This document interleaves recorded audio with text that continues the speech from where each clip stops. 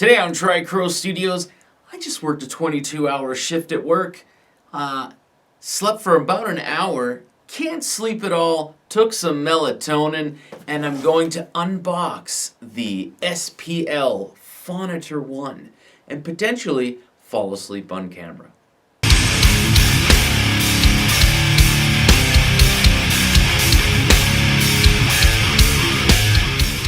Alright, so here we go. Here is the Phonitor 1. Basically, I had to buy this because, well, here's what my Apollo Twin is doing right now.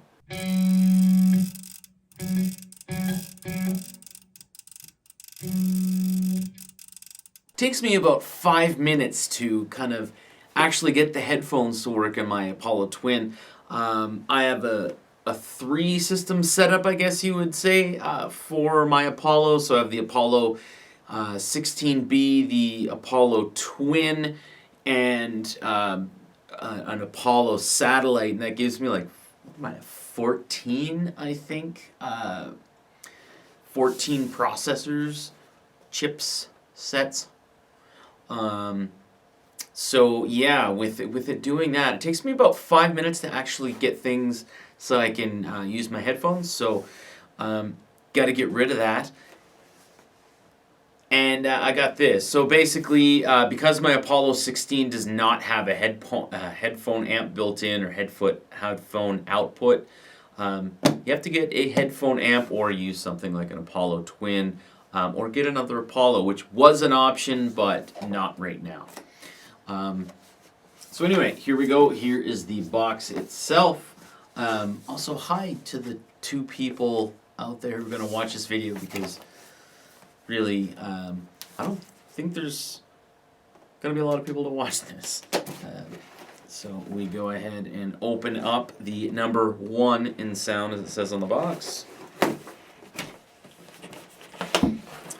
Also, when I was researching my Neumann NDH20 headphones, every single one of them were like, man, you really should get a good headphone amp, and SPL is one of the leaders. So this is something that I always kind of looked into, just not the one. I was usually looking at something a little bigger, but this should actually do the trick quite well.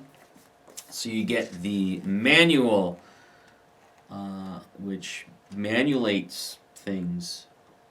You get the power adapter, just kind of like the universal audio stuff, where it has, like, it's kind of blank, and then you just insert the actual adapter. Now I can plug this sucker in. Packaging. Done. And here is the headphone amp itself. So, what I'm going to do here, I'm actually going to set this up because I have to kind of set up a headphone cue. And, oh man, where is it? Oh, it must be behind there. Because it's an Apollo 16. Basically, I have to use a DB25 to TRS cable so I can plug it into the back here. But there's that other video online. It looks more than likely from Quebec. But the very nice Frenchman there that made a video, he said that there was a little bit of latency. So he was also comparing it to his, I think it was a reluctant purchase. So let's see a little later, after I've had some sleep, if that's the case, whether there's latency or not. Alright, so it's been about 5 to 10 minutes, and I thought it would take me a little longer, especially because I'm extremely tired, to set up like a Q mix, or like have the overall mix come through in Apollo, and it's actually super easy. So I have the DB25, and this time I've actually chosen to go output 3 and 4. I don't know why. I think that's, to be honest, I'm tired, and those are the first numbers I saw on my TRS inputs. But I plugged them right into the Phonitor, and it sounds great. One thing that you can notice right away, there's no latency, just so you know. There's zero latency whatsoever, at least doing this. I'm not sure how the other gentleman was getting latency, but there's absolutely zero latency whatsoever. But the big thing here is it feels like there's headroom now in the headphones themselves.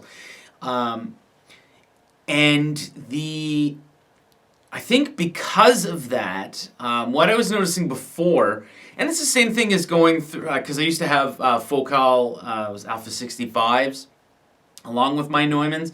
And one thing I always noticed right away when I would go from the Alpha 65s to the Neumanns is the low end on the Alpha 65s were pronounced, and the high ends weren't